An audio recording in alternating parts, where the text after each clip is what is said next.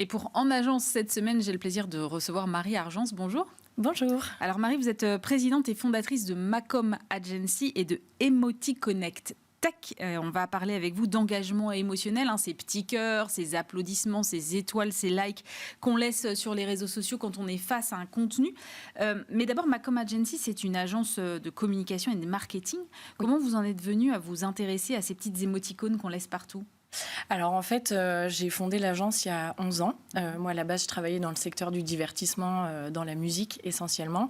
Et donc, étant très proche des artistes et de la sensibilité de l'être humain de manière générale et assez exacerbée chez les artistes d'ailleurs, je me suis toujours intéressée à l'aspect psychologique, sciences cognitives.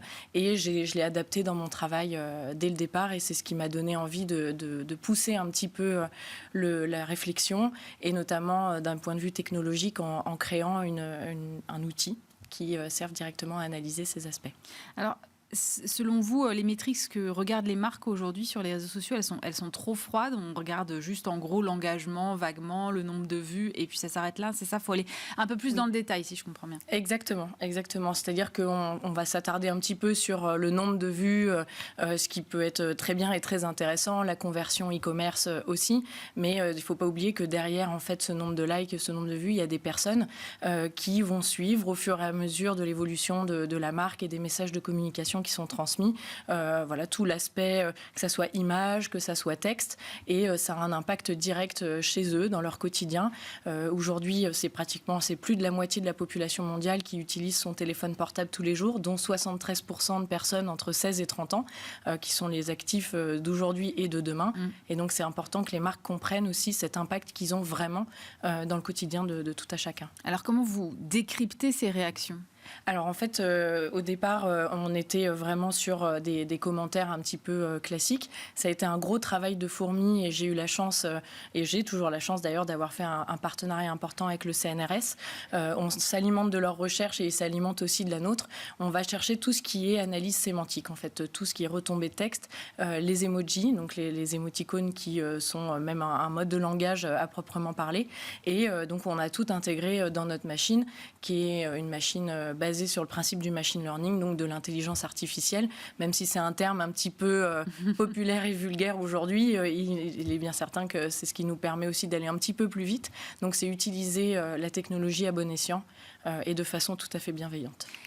Mais moi j'ai une interrogation parce que par exemple, moi, je suis sans doute un mauvais exemple, le contre-exemple, j'utilise très peu le panel d'émoticônes sur Internet. Je vais tout le temps mettre le même like. Donc, en fait, mon like, il recouvre un panel d'émotions et de réactions finalement assez différentes. Et ça, l'IA, elle ne peut pas le deviner, en fait.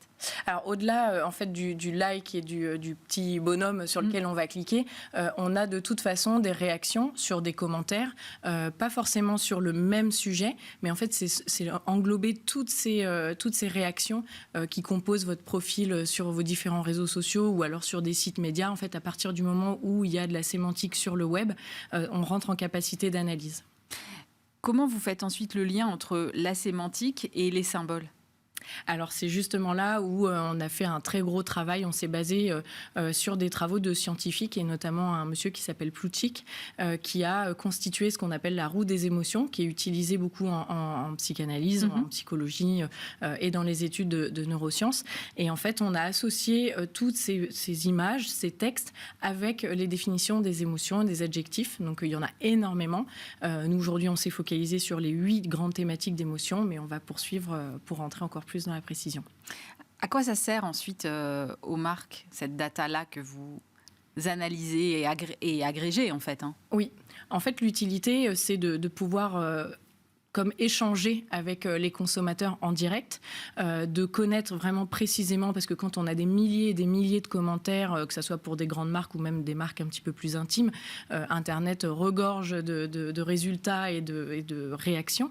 Donc c'est de pouvoir avoir des données sur vraiment l'impact qu'ils ont vraiment sur la santé mentale des gens et de pouvoir ensuite améliorer leur message publicitaire ou faire évoluer leur marque sur de la stratégie produit ou globalement sur leur stratégie, même prendre soin de leurs propres employés, parce qu'on s'est rendu compte qu'il y avait aussi un gros sujet sur la marque employeur et pouvoir pérenniser l'emploi au sein des structures.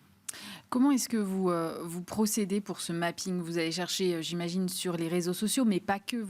Oui. De ce que je comprends, c'est un peu au-delà de ça, en fait. Tout à fait. Alors, on travaille beaucoup sur les réseaux sociaux parce que c'est là où il y a le plus de connexions quotidiennes et où il y a un suivi qui est plus important par rapport à l'individu seul, mais aussi par rapport à la communauté. Mais il y a des réactions aussi bien sur des sites médias que sur des forums. Parfois, il y a des forums très spécifiques, notamment dans le secteur du bâtiment, enfin, dans plein de secteurs d'activités différents.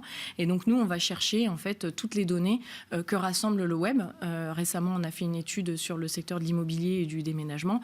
Il y a 50 millions de résultats en sémantique en France sur une rétrospective d'1 an sur ces thématiques-là. 50 millions sur un an? Sur un an. Ah oui, sans l'IA, on n'y arrive pas là. Voilà, c'est ça. On ne peut pas tout retenir, même si on a de la bonne volonté, c'est pas possible. Et ça vous donne quoi alors à la fin, cette étude sur l'immobilier? Alors c'est un constat, savoir, là en l'occurrence, ça a conforté aussi des chiffres sur le fait que l'immobilier est un stress, que le déménagement, c'est la troisième plus grosse crainte des Français. Et donc c'est de pouvoir dire aux marques, parce que bien souvent quand on est dans notre quotidien de travail, on est un peu dans notre microcosme, on ne se rend pas trop compte de ce qui se passe à l'extérieur. Et donc là, on a vraiment un constat sur la globalité, ce qui se passe dans la tête des gens et comment faire pour améliorer ça.